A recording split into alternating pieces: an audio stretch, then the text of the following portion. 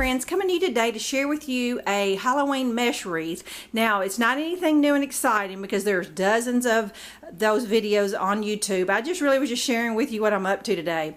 But over the course of the last few months, I've been collecting things up to make this wreath, and it's super simple. And let me just go over you what I have collected up. I picked up these 2 rolls of mesh at an estate sale for $2.50 a roll. That was a very good price.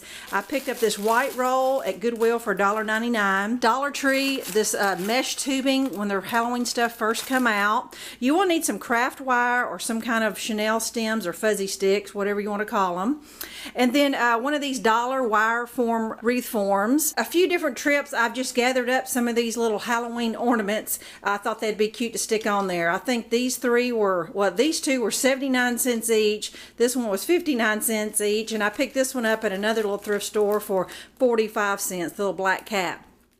So in all total, I've got $11 spent.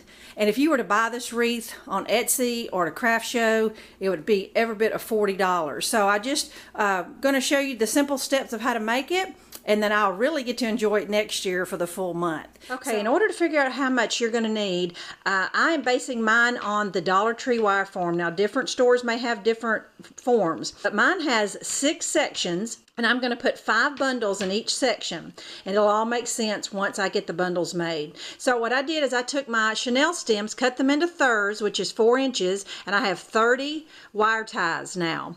Now for the tubing, I just found a long envelope that was right at 12 inches and cut 30 pieces of the tubing. Now this tubing from Dollar Tree is very stretchy, and so I just laid it out flat without stretching it and cut it so I would have a true 12 inches. So I have 30 tubes and I have 30 wire ties now. So now let's open up the mesh. And I just rolled out my orange and I laid it on top of my envelope so I can use that envelope as my 12-inch guide. Now if you have a cutting mat, that works just as fine, but I used a vitamin bottle just to keep my mesh in place because it does want to roll up on you. And I'm just going to start here at the bottom, cut it up, and it's going to create a tube. Now this is the 21-inch mesh, and I'm going to need 30 bundles, but I'm going to cut my tubes in half. So I'm going to cut 15 tubes of each color, and then I'm going to cut them in half, which will give me 30 tubes of every color. Okay, I have my 15 tubes of orange cut. Now when you're working with a brand new roll of the mesh, the tubes roll themselves back up. They're a little too loose, so you're going to have to kind of re-roll your tubes a little bit to a little tighter.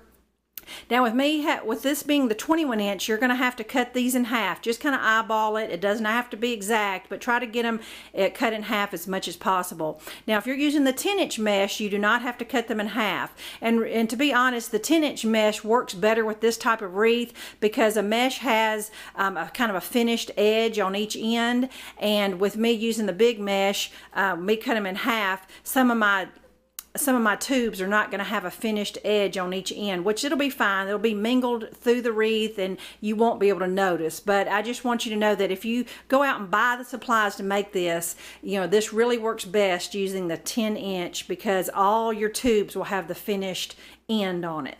All right, so now let me go ahead and get cutting my white and my purple, and then we'll be ready to create our mesh bundles.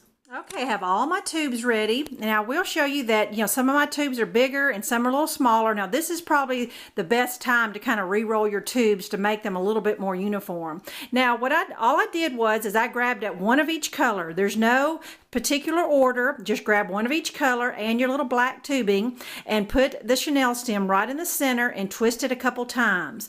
Now you can see that I only have about 1 inch or so left of my chenille stem to attach it to the wreath. Now if you have dexterity issues, or it would just, you know, it definitely would be easier if you had a little bit more working length. Just know that 4 inches of chenille stem will work, but it would be easier if you just cut your stems in half versus third, but whatever works for you. So what I need to do now is just gather up one of each color, twist them in the center, and I'll have 30 bundles to attach to my wreath. All right, what you're looking at is my 30 bundles. I have them all bundled up and I'm ready to attach them to my wire form. Now let me just show you that I attached one on there, and you see that my wire form, and I think most of them have actually 4 wires to work with. Now I drew this little visual right here just so that you could see that I'm just going left to right in the 2 center wires so that it will look uniform all the way around. So what I need to do now is just attach my bundles, hot glue my little ornaments on the front, and I will be ready to show you my finished project. Okay friends, here it is on my front door. I'm going to walk up a little closer so you can see the bundles, but you see how all 30 of them just filled in that wire form?